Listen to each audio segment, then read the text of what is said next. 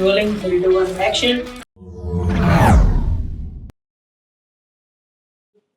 नमस्ते listeners, welcome to चाय with export के एक्सपर्ट पावर्ड बाय सिप्जी। ये पॉडकास्ट उन बिजनेस ओनर्स के लिए है जो एक्सपोर्ट में नए हैं या ऑलरेडी एक्सपोर्ट इंडस्ट्री में है बट ग्रो करना चाहते हैं with system, fast, smart and tech enable. इस पॉडकास्ट में हम बात करते हैं रियल एक्सपोर्टर से, उनके एक्सपीरियंसेस, उनकी स्ट्रगल और कैसे उन्होंने अपने बिजनेस को टॉप पे लाया है with right mindset and hard work. मैं हूँ पिनल, को फाउंडर ऑफ सिप्जी एक्सपोर्ट सॉफ्टवेयर। सिप्जी एक इजी टू यूज सॉफ्टवेयर है जो एक्सपोर्टर को हेल्प करता है अपने डेली बिजनेस ऑपरेशन को मैनेज करने में, from buyer sales contract to BRC close.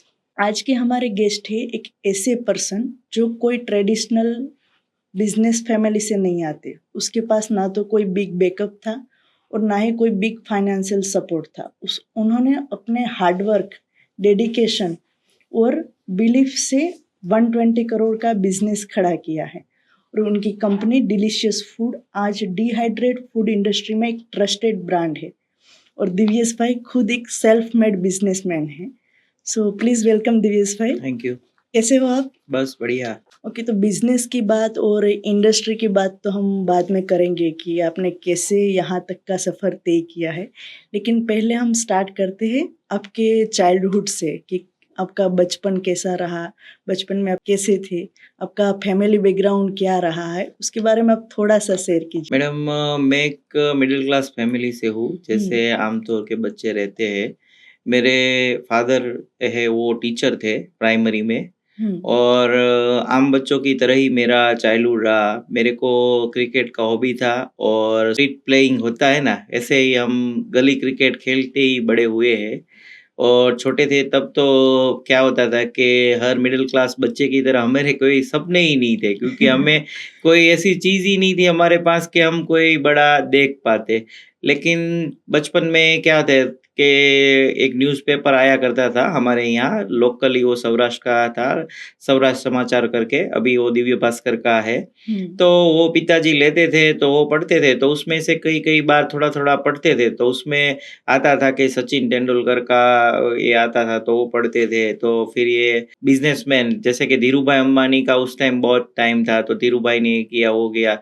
तो उस टाइम हम पढ़ते थे, तो और हमें पिताजी भी बताया करते थे धीरूभाई ने ज़ीरो में से ये किया, इतने बड़े बिज़नेसमैन हैं, तो वो सब सुना करते थे। लेकिन उस टाइम तो क्या था कि भाई हमारी तो कोई हैसियत है नहीं, हमारे पास बैकग्राउंड है नहीं।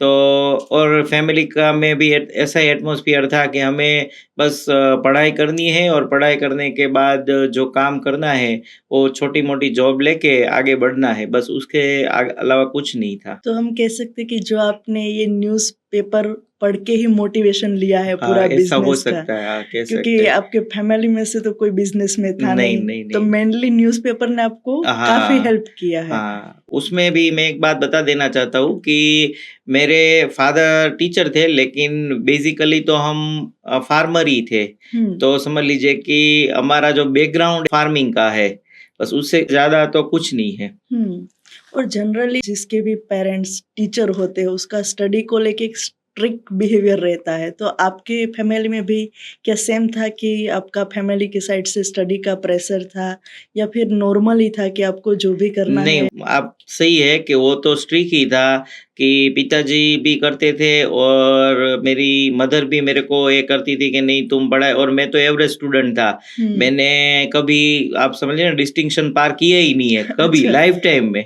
वो मैं फैक्ट बता रहा हूँ। तो क्या होता था कि वो सब मेरे को बोलते थे कि भाई तू पढ़ाई में अच्छा है नहीं, तू क्या करेगा, तेरे को जॉब नहीं मिलेगी। लेकिन फादर का एक इंटेंशन बहुत अच्छा था कि वो पढ़ाई के लिए कहते तो थे, लेकिन वो एक चीज़ दूसरी भी कहते थे, तुम जो भी काम करो उसमें कोई प्रॉब्लम नहीं है, लेकिन दिल लगा के, मन लगा के करो, तुम किसी भी क्षेत्र में जाओगे, आगे ही बढ़ोगे। तो पिताजी का वो पॉजिटिव माइंडसेट था, वो तो था और अभी भी है वो। पैशन होना चाहिए वो काम हाँ, करने सही के बात। लिए। सही है। और आपका जो ये चाइल्डहुड का हॉबी था क्रिकेट, तो फेवरेट क्रिकेटर कौन सा था आपका? सचिन तेंदुलकर ही सचिन। थे, हाँ, क्योंकि अब टाइम में के मैं तो सचिन का ही था, और 96 का जो वर्ल्ड कप था तो वो हमने पूरा देखा ही करते थे, क्योंकि उस टाइम मेरी उम्र 11-12 साल की थी। तो उस टाइम सचिन का बहुत अच्छा क्रिकेटिंग चल रहा था, और हमें बस दूसरी कोई गेम का तो नॉलेज ही नहीं था, बस क्रिकेट क्रिकेट और क्रिकेट, बाकी और गोल भी नहीं था, क्योंकि हमारे पास लिमिटेड जो भी चीजें थी वो लिमिटेड ही थी। तो हम अपने लिसनर्स को भी ये कह सकते हैं कि ऐसा नहीं कि जो टॉपर है वही बिजनेस कर सकते हैं, एक एवरेज स्टूडेंट भी 120 करोड़ का बिजनेस चला रहा है आज। तो अगर आपका पैशंस है और इंटरेस्ट है उस एरिया में, तो आप भी अपना जो टारगेट है वो अचीव कर सकते हो। आपने जो एजुकेशन है ये बिजनेस के लिए क्या स्टडी किया है, कौन से साल में किया है, थोड़ा सा बता सकते हो, ताकि हम ये भी समझ पाए कि एजुकेशन कितना मैटर करता है एक्सपोर्ट के लिए या कोई भी बिजनेस करने के नहीं, लिए? एजुकेशन तो बहुत मैटर करता है, क्योंकि आपके पास इंफॉर्मेशन होगी तो ही आप आगे बढ़ पाएंगे। और उसमें भी क्या है कि आपको टेक्नोलॉजी का नॉलेज है, या तो फिर इंग्लिश लैंग्वेज का नॉलेज है, वो सब होना ज़रूरी है। मैंने बीएससी किया, बीएससी के बाद एमएससी केमिस्ट्री में किया, और केमिस्ट्री एमएससी करने के बाद एमबीए मार्केटिंग में राजकोट से किया। फिर मैंने एमएससी करके मेरे बहुत सारे जो फ्रेंड है उन लोगों ने उस टाइम में अच्छी अच्छी केमिकल कंपनी या तो फार्मास्यूटिकल में सबने जॉब ले ली। लेकिन मेरा दिमाग कह रहा था कि नहीं यार, ये 2-5 हज़ार, 10 हज़ार, 15 हज़ार की जॉब से मेरा कुछ नहीं होने वाला। जब मैं ग्रेजुएशन में था तभी मेरे दिमाग में एक चीज फिक्स हो गई थी कि मेरे को बिजनेस ही करना है। तो उस टाइम मैं सोच रहा था कि बिजनेस चालू कैसे करूं, क्योंकि जो बैकग्राउंड था वो तो जीरो ही था। तो फिर उसके लिए मैंने एलोबरेट करने के लिए एमबीए किया, और मैंने सोचा कि एमबीए करूंगा तो थोड़ा कुछ बिजनेस के बारे में कुछ आइडियाज भी आ जाएंगे। तो फिर मैंने एमबीए चालू कर दिया, और एमबीए जब मेरी एमबीए की पढ़ाई चल रही थी ना, तब मेरा लोकली यहाँ जो हमारे महुआ के 4-5 जो फ्रेंड्स थे वो मिला करते थे, तो हमारा एक ग्रुप था, तो हम बैठते थे। तो उसने बोला कि भाई तुम एक काम करो, तुम एमबीए कर रहे हो, तुम्हें इंग्लिश का लैंग्वेज का अच्छा नॉलेज है, तो एक काम करते हैं ना, हम हमारा यहाँ लोकली डिहाइड्रेट ऑनियन का बिजनेस है, और वो पूरे वर्ल्ड में एक्सपोर्ट होता है ऑनियन। तो हम वो एक्सपोर्ट का और मैन्युफैक्चरिंग का चालू करते हैं। तो मैंने सोचा कि चलो कोई बात नहीं, करते हैं। ऐसे ही करके हमने 4-5 लोगों ने पहले स्टार्ट किया था, और वैसे ही स्लोली मेरी जर्नी एक बिजनेस के लिए स्टार्ट हुई थी।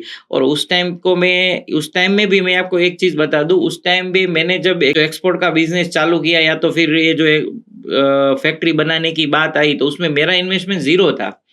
वो मेरे जो फ्रेंड लोग थे उसने बोला कि हम तेरा इन्वेस्टमेंट करेंगे, और जब प्रॉफिट होगा उसमें से तू मेरे को दे देना। रिटर्न तो कर मैंने बोला कि कोई बात नहीं, हम ऐसे ही काम चालू करते हैं। ये आपने कॉलेज जब आपका एमबीए रनिंग था तभी बिजनेस स्टार्ट कर दिया था या फिर कंप्लीट होने के बाद स्टार्ट किया था? आप ऐसा समझ लीजिए कि लास्ट टाइम था मेरा बिजनेस का, तब से ही थोड़ा बहुत चालू कर दिया। जैसे ही एमबीए कंप्लीट हुआ तब से मैंने कंपनी रजिस्ट्रेशन करवा लिया, और बाकी का फैक्ट्री का मैन्युफैक्चरिंग के लिए हमने एक जगह भी ले ली, और बिजनेस स्टार्ट करने का सोच लिया। सब लोगों ने 5-6 लोग थे। फिर क्या हुआ कि थोड़े 2-3 महीने बाद बिल्डिंग का बांधकाम चालू करने का था, तो उस टाइम सब लोगों ने नेगेटिव हो गए कि भाई 2-3 लोग कि भाई ये इतना बड़ा इन्वेस्टमेंट है, कहीं प्रॉब्लम हो गया, ये होगा ते होगा। बाद में 2-3 महीने बाद सारे फ्रेंड लोगों ने बोला कि भाई नहीं, हम नहीं करने वाले, क्योंकि उन लोगों का तो सबका खुद का बिजनेस था ही। फिर थोड़े दिन बाद वो सब अलग हो गए, तो फिर मैंने बोला कि भाई ये कंपनी का रजिस्ट्रेशन हमने करवाया है, आप लोगों को कोई प्रॉब्लम नहीं है तो ये कंपनी मैं एज ए ट्रेडर रनिंग करूँ? तो उसने बोला कि कोई प्रॉब्लम नहीं। और मेरा एक कजिन ब्रदर था, तो उसने बोला कि तुम ये बिजनेस करो, तुम्हें जो ट्रेडिंग में तुम्हें जो सपोर्ट चाहिए वो मैं तुम्हें करूंगा फाइनेंशियली। तो ऐसे की मेरे कजिन की एक छोटी सी 10 बाय 10 की ऑफिस थी, 10 फुट बाय 10 की। उसके अंदर ही मैंने एक लैपटॉप लेके ट्रेडिंग चालू कर दिया था। 2009 के मई महीने के अंदर मैंने लैपटॉप लेके बिजनेस चालू कर दिया। तो फिर उस टाइम पे वो जो आपने फैक्ट्री का सेटअप लगाया था वो क्लोज कर नहीं, दिया? वो तो फिर वो लैंड बेच दी और फिर सब लोग अलग हो गए और फिर मैंने एक ट्रेडिंग का बिजनेस चालू किया। धीरे धीरे पहले तो मैं डिहाइड्रेट का नहीं करता था क्योंकि उसमें क्या होता था कि फाइनेंस की ज़रूरत ज़्यादा रहती थी, तो मैंने fresh onion, fresh potato, fresh garlic उसका चालू किया और 6-8 महीने, 10 महीने में 2, 4, 5 ऑर्डर आए और मेरा कॉन्फिडेंस बढ़ा कि नहीं, मैं ये काम कर सकता हूँ।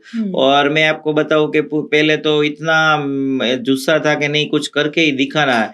तो सुबह 10 बजे ऑफिस जाता था, रात 12-12 बजे तक ओह! काम करता रहता था, बाहर ढूँढता रहता था, इंटरनेशनल कॉलिंग करता था कि भाई हमें ये है, हमारा इंट्रोडक्शन पूरी कंपनी का ये वो चालू ही रहता था। वो उस टाइम जोश ही इतना था कि नहीं, कुछ करना ही है, करना ही है। तो उसकी वजह से क्या हुआ, 6-8 महीने के अंदर पहला ऑर्डर आया, बाद में 2, 4, 5 ऑर्डर आए, तो थोड़ा कॉन्फिडेंस बढ़ा। तो इनिशियली मतलब फाइनेंशियली इतना स्ट्रॉन्ग बैकग्राउंड नहीं होने की वजह से आपने ट्रेडिंग का बिजनेस हाँ, ट्रेडिंग कंटिन्यू करेगा। किया तो ट्रेडिंग में कि क्या था, थोड़ा बहुत डेबिट भी मिल जाता था, काम भी थोड़ा ही था, तो इतने पैसे की ज़रूरत भी नहीं होती थी और ऑपरेटिंग जो कॉस्ट थी, वो मेरा कज़िन ब्रदर मेरे साथ पार्टनरशिप में ही था, तो उसने वो ऑपरेटिंग कॉस्ट वो चला लेता था, तो कोई दिक्कत नहीं आती थी। ओके, तो आप थोड़ा-सा ये बता सकते हो कि आपका जो ट्रेडिंग बिज़नेस है, वहाँ से डिलीशियस फूड आपने कैसे स्टार्ट किया और वो कैसी जर्नी रही आपकी पूरी? उसके अंदर फिर क्या हुआ कि 1-2 साल ट्रेडिंग किया, फिर क्या हुआ, ये चल रहा था, फिर थोड़ा-थोड़ा बहुत काम बढ़ा, तो 2013 में थोड़ा बढ़ा, फिर 13 के बाद में 14 आए और 14 के अंदर मेरा ट्रेडिंग तो चालू ही था। फिर मैंने अपना खुद का ही काम चालू कर दिया था। तब मेरे पास कोई पार्टनर नहीं था। मेरा जो कज़िन ब्रदर था, उसने तो मेरे को सपोर्ट करने के लिए ही किया था। तो फिर अभी क्या होता है, मेरी फाइनेंस की ज़रूरियत थोड़ी बढ़ गई थी। तो उसने बोला कि तू भी कैपेबल हो गया थोड़ा बहुत, तो तेरे से तेरा चल रहा है, तो तू चला ले। तो मैंने बोला कोई बात नहीं, उसकी बात भी सही थी और मैंने भी उसे बोला कि वो सही बात है। फिर मेरा काम चल रहा था, मेरे पास थोड़े बहुत पैसे भी बचे थे और मेरा मार्केट में नाम भी हो गया था, तो थोड़े बहुत आगे पीछे करके चल रहा था। लेकिन सबसे बड़ा माइलस्टोन वहाँ रहा 2014 में। 2014 में क्या हुआ कि ऑनियन का क्रॉप लेस हुआ और उसकी वजह से मार्केट ऊपर चला गया और 14 के साल के अंदर मेरा बिज़नेस जो 5, 7, 10 कंटेनर का काम था, वो ज़ीरो हो गया। ओह! ऑलमोस्ट, क्योंकि प्राइस इतना बढ़ गया था। मेरे जो कस्टमर, मेरे पास 10-12 कस्टमर थे, उन लोगों ने क्या हुआ कि किसी ने चाइना या तो इजिप्ट दूसरा ऑप्शन ढूँढ लिया। तो फिर क्या हुआ कि ऑपरेटिंग कॉस्ट भी निकलनी बंद हो गई और धीरे-धीरे प्रॉब्लम चालू हो गई। तो फिर उस टाइम मेरे को बहुत सेटबैक आया और मेरे को लगा कि भई अब ये बिज़नेस मैं रन नहीं कर पाऊँगा और बहुत बड़ा प्रॉब्लम होगा और आगे चल के भी मेरे को ऐसा लगा कि भई चलो ये बिज़नेस मेरे को बंद कर देना चाहिए। और इसके लिए मैंने 2014 में 1-2 बार ट्राई भी की कि भाई चलो ये बिज़नेस बंद करके दूसरी जगह पे अच्छी जॉब ढूँढ लेते हैं, तो जहाँ से हमारा जो फाइनेंशियल प्रॉब्लम है वो सॉल्व हो जाए। टाइम में वो बोलते हैं ना कि भगवान की ने जो सोचा है वही होता है। मेरा इतना एक्सपीरियंस था, मेरा मार्केटिंग अच्छा था, सब कुछ अच्छा था। मेरे अंडर में 4-5 लड़के काम कर रहे थे और मैं जॉब ढूँढने निकला, तो मैंने 2, 4, 5 जगह से बोला कि भई हेलो, मेरे को एक काम है, एक्सपीरियंस है, सब कुछ दिया। तो उन लोगों ने बोला कि नहीं, नहीं अभी ज़रूरत नहीं है, या तो कई जगह पे कोई ने बोला कि फिर ज़रूरत होगी तो बुला लेंगे। मैंने सोचा यार जॉब नहीं मिलेंगी। फिर 2, 4, 5 महीने ऐसे-ऐसे चलाया और 6-8 महीने के बाद वापस थोड़ा बहुत स्लोली चालू हुआ और उसके बाद तो कोई प्रॉब्लम हुआ ही नहीं है। तो ये कह सकते हैं कि जॉब ना मिलने की वजह से हाँ, आपका ये बिज़नेस पक्का। जो जॉब मिल गई होती तो यहाँ नहीं पहुँचे। और ये आपने 2014 में मतलब ऐसा फ़ील हुआ कि हाँ, अभी ये फिर नहीं हो पाएगा। तो 2009 से लेके 2014 तक मतलब 5 ईयर ऑलमोस्ट हुँ।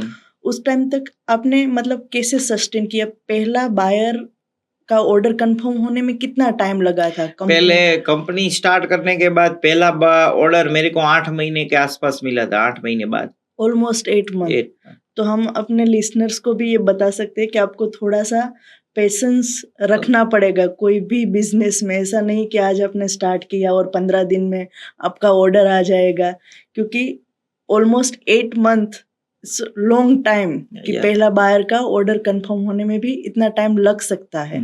और ये पहला बायर आपका कौन-सी कंट्री का था और ये ऑर्डर आपको कैसे मिला? मेरा जो पहला बायर था ना, वो फ्रेश ऑनियन का था और वो मेरे को एक यूके का बायर था और उसका सप्लाई जा रहा था वेस्ट अफ्रीका में।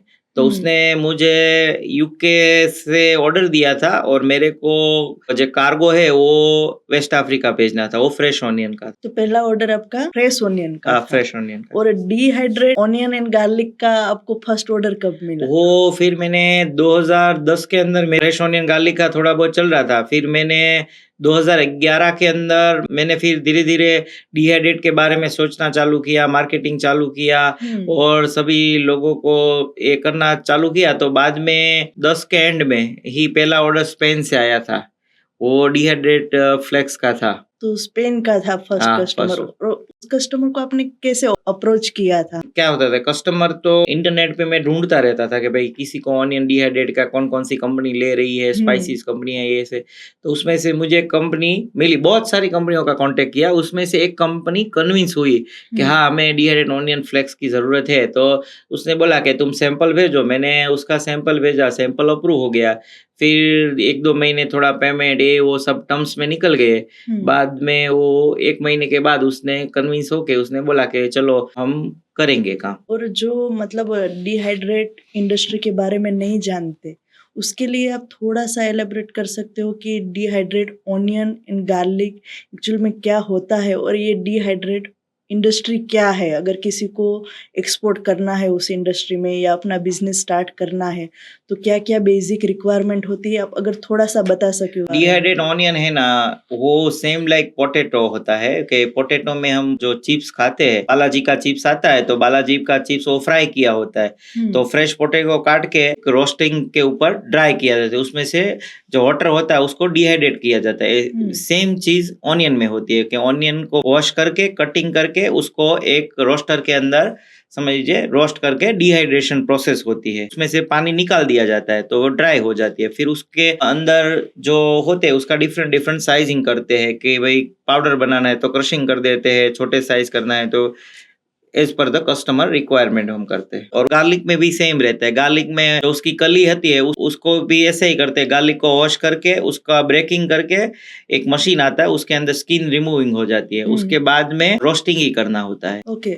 और उसके बाद ये प्रोडक्ट जो डिहाइड्रेटेड हो जाती है उसका मेन यूज केस क्या है? मतलब कहाँ पे ये डिहाइड्रेटेड प्रोडक्ट यूज होती है? जैसे कि रेडी टू ईट फूड में यूज होती है या कौन से सेक्टर में उसकी ज्यादा डिमांड है? मैं आपको एक बात बता दूं कि डिहाइड्रेट ऑनियन प्रोडक्ट्स है ना, उसको आप वापस पानी में डालोगे ना तो वो 80% फ्रेश ऑनियन जैसा हो जाएगा, 80 या 90% है, ऑलमोस्ट ऑनियन फ्रेश ऑनियन जैसा। तो आप समझ लीजिए ना कि डिहाइड्रेट ऑनियन ऐसी चीज है कि जहाँ पे हमारे पास फ्रेश ऑनियन अवेलेबल नहीं है तो हम डिहाइड्रेट ऑनियन को फ्रीज में या तो किसी जगह पे रखते हैं, फिर हमें फ्रेश ऑनियन की जरूरत है तब हम फ्रीज में से निकाल के पाउच तोड़ के उसको पानी में डालेंगे तो ये फ्रेश ऑनियन हो जाती है। तो एक हम डोमेस्टिक यूज में पेस्ट मेकिंग या तो कोई भी फ्रेश ऑनियन का जहाँ भी यूज कर सकते हैं।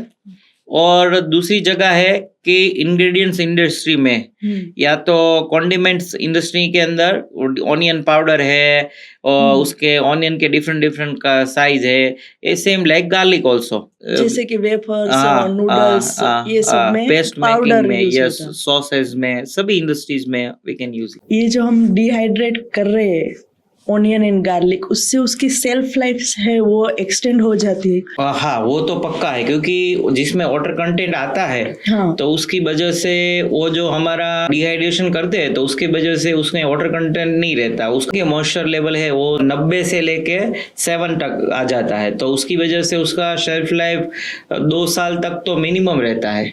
और अब फ्रीज में रखेंगे या 10 डिग्री टेम्परेचर पे रखेंगे तो 2 साल तक तो कुछ नहीं होगा। मतलब 2 बेनिफिट है, एक तो ready to use and second कि उसका सेल्फ लाइफ एक्सटेंड हो जाता है। 100%। और ये फूड एक सेंसिटिव सारी आइटम होती है, तो अगर अदर कंट्री में हमें एक्सपोर्ट करना है तो जो नए एक्सपोर्टर है उसके लिए हम थोड़ा सा जानना चाहते हैं कि कोई डॉक्यूमेंट है जो मैंडेटरी लगता है, जैसे कि फसाई है फॉर एग्जांपल, या आईएसओ, ऐसे कोई सर्टिफिकेट मैंडेटरी होने चाहिए क्या ये सब एक्सपोर्ट करने के लिए? हाँ, उसमें क्या है मैडम कि पहले तो फूड के डॉक्यूमेंटेशन में क्या होता है कि यहाँ की हमारी गवर्नमेंट बॉडीज के जो सर्टिफिकेट है कि भाई अपेडा है, स्पाइसिस बोर्ड है, उसका रजिस्ट्रेशन होना जरूरी है। बाद में क्वालिटी के सर्टिफिकेट्स होते हैं जिसमें बीआरसी आ गया है, या तो कस्टमर कौन सी कंट्री का है उसकी कोई स्पेशल रिक्वायरमेंट है तो वो रहता है, या तो हलाल या तो कोशर, जो भी कंट्री में हम एक्सपोर्ट करते हैं उसकी जो स्पेशल रिक्वायरमेंट वो रहती है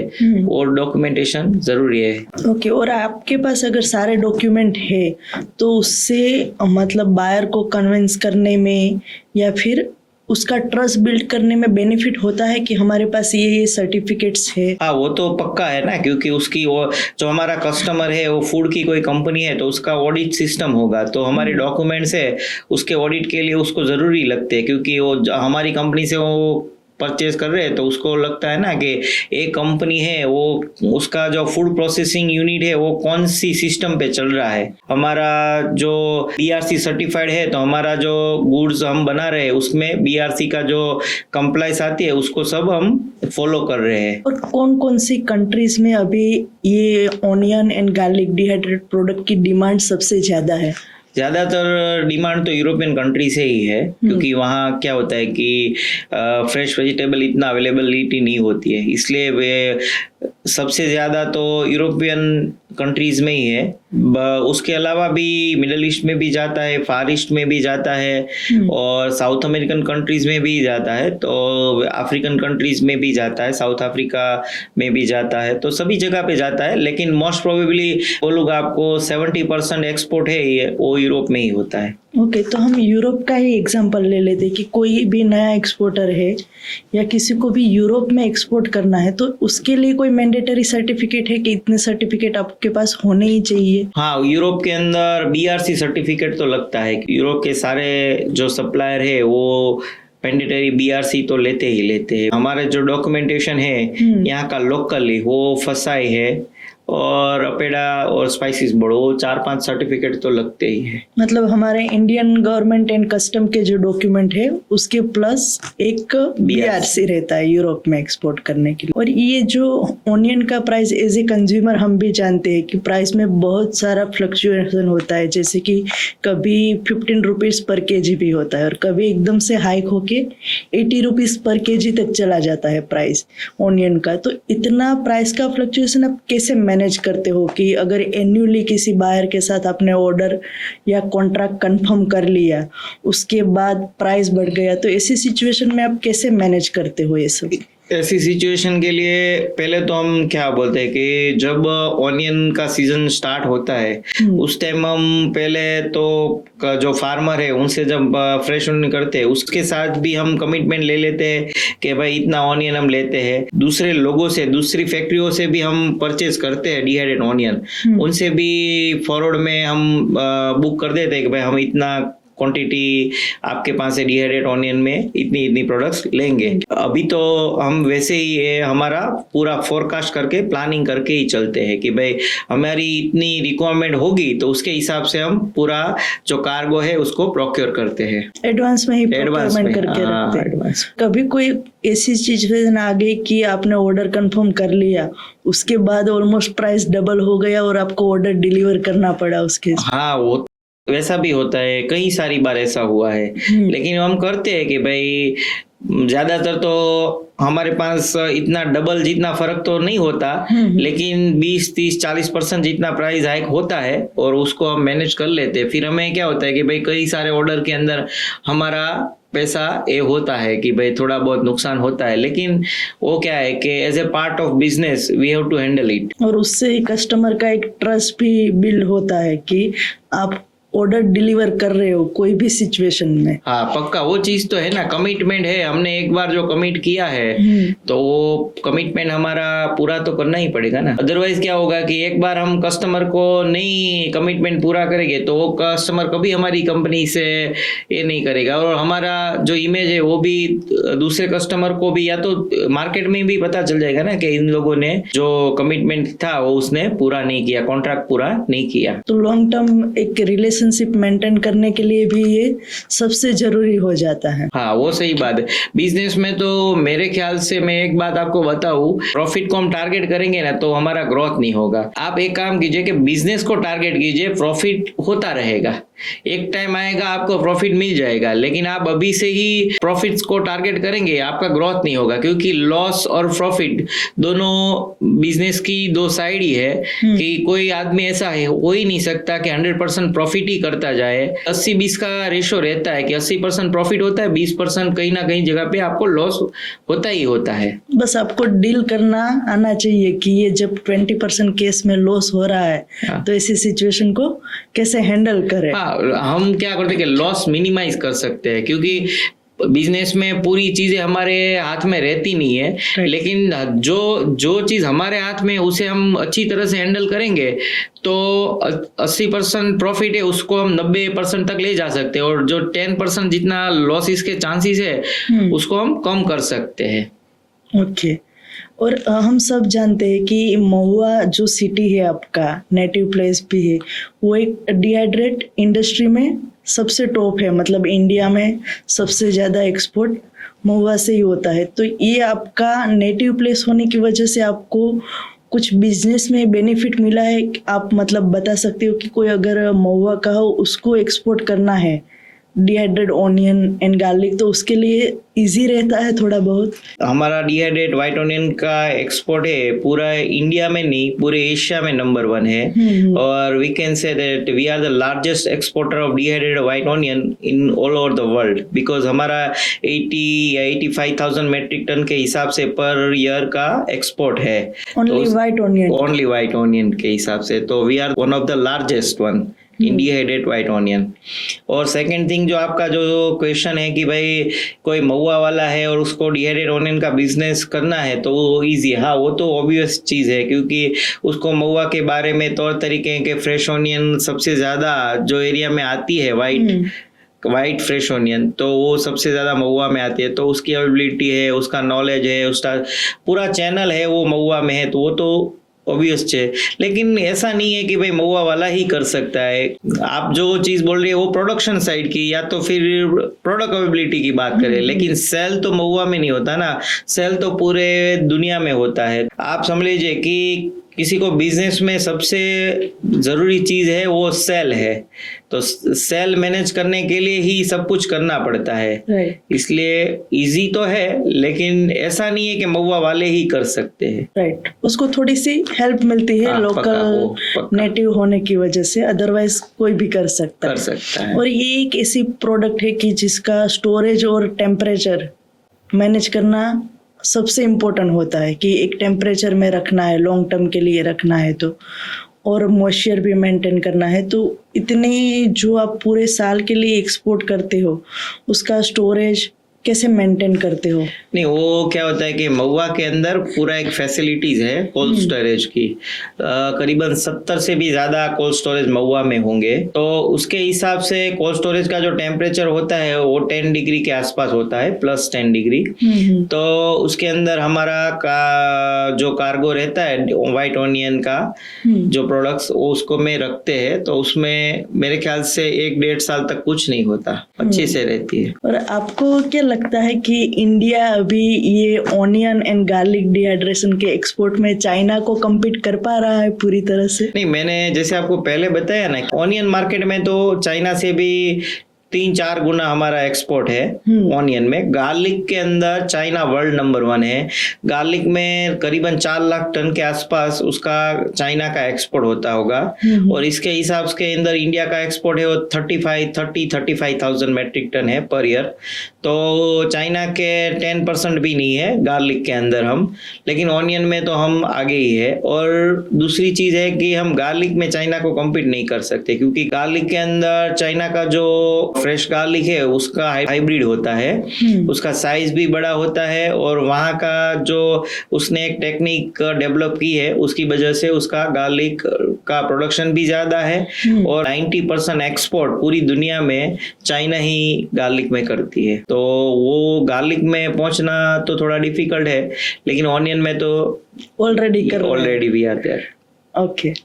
और आप गॉड में काफी बिलीफ रखते हो, तो उससे क्या आपको बिजनेस डिसीजन लेने में हेल्प मिलती है?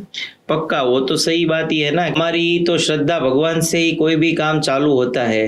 और क्या होता है कि मेरा तो BAPS संस्था से जुड़ाव रहा है, तो प्रमुख स्वामी महाराज का जो जीवन था वो भी मैंने जीवन चरित्र पढ़ा है, साथ दर्शन किए हैं और उसका आशीर्वाद बहुत लिया है। महंत स्वामी महाराज का भी समझ लीजिए ना कि साल में 2-4 बार मैं उसके आशीर्वाद लेता रहता हूँ। अध्यात्म एक ऐसी चीज है जो हमें भीतर से मजबूत करती है। उसका कारण क्या है कि अध्यात्म नहीं होगा तो क्या होता है कि हमारा जो बिजनेस है उसके अंदर कोई ऐसा चीज तो होती नहीं है कि हर बार और सभी चीजें अच्छी होए और हम स्ट्रेट भी अच्छे ही जाए और हर बार प्रॉफिट ही करते रहे। कभी लॉस हुआ, कोई प्रॉब्लम हुआ, तो उस टाइम हमारा जो हमारा अध्यात्म है या तो भगवान में हमारी श्रद्धा है उसका जो बेनिफिट है हमें बहुत मिलता है, हमें स्टेबिलिटी देता है। हमें ऐसा कभी कोई हुआ है तो हम सोचते हैं कि भाई भगवान की जो भी मर्जी होगी उसके हिसाब से चलेगा, इस बार नहीं हुआ तो अगले बार हो जाएगा।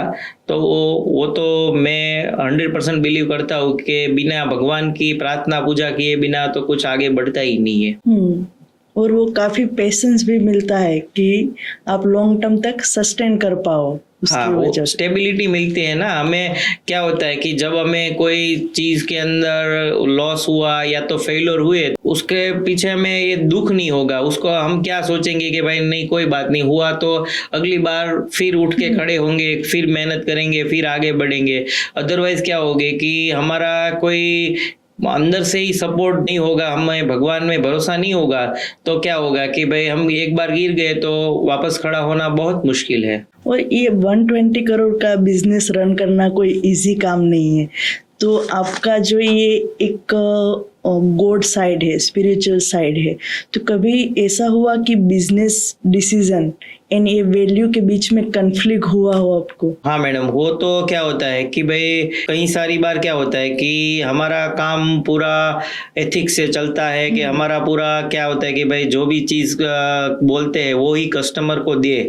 तो उसके बारे में क्या होता है कि कभी कंपटीशन में हम पीछे रह जाते हैं, ऐसा होता है। लेकिन वो थोड़े दिन के लिए, लेकिन जो लंबा वक्त के लिए जाओगे तो हम हमारे रूल्स रेगुलेशन है या तो हमारा जो एथिक्स है उसकी वैल्यू है कि भाई हम जो जिसमें बिलीव करते हैं कि नहीं भाई हमें 100% देना है, क्वालिटी देना है और ऑन टाइम डिलीवरी है, कमिटमेंट है कि भाई प्राइस ऊपर हो गया और डिलीवरी नहीं की, कम हुआ ज्यादा हुआ। जो आध्यात्म की वजह से हमें ऐसा होता है कि भाई चलो हम ऐसा कमिटमेंट में पक्का रहते हैं, उसकी वजह से हमें लॉस होता है, लेकिन वो लॉस वन टाइम का होता है। फिर आगे बढ़ के आप जो भी कंपनी या तो जो भी कस्टमर के साथ आप काम करते हैं उसको पूरा भरोसा होता है कि भाई ये कंपनी है वो बहुत एथिक्स वाली है, अच्छी कंपनी है, उसकी क्वालिटी, कमिटमेंट, सर्विस वो ऑन टाइम होगा। ऊपर नीचे मार्केट हुआ तो उसके साथ हमें कोई बिजनेस में प्रॉब्लम नहीं होगा। तो मैं सोच रहा हूँ कि वैल्यूज और एथिक्स से पहले हमें ऐसा लगता है कि भाई हमें थोड़ा बहुत नुकसान है, लेकिन लॉन्ग टर्म के लिए बेनिफिट ही है। एक स्ट्रॉन्ग ट्रस्ट बिल्ड हो जाता है उसकी वजह। हाँ, सभी लोगों को आपकी कंपनी पे भरोसा रहता है कि भाई नहीं ये आदमी है या तो ये कंपनी है, उसका एथिक्स के अंदर वो कोई 19-20 नहीं करेंगे, तो वो तो पक्की ही चीज है। ग्रेट। और आप काफी सारे कंट्री में रेगुलर विजिट करते हो, ऑलमोस्ट सारे एग्जीबिशन अटेंड करते हो, तो जब इंटरनेशनली आप ट्रैवल करते हो तो आपको एज ए बिजनेस ओनर क्या बेस्ट सीखने को मिलता है अदर कंट्रीज से?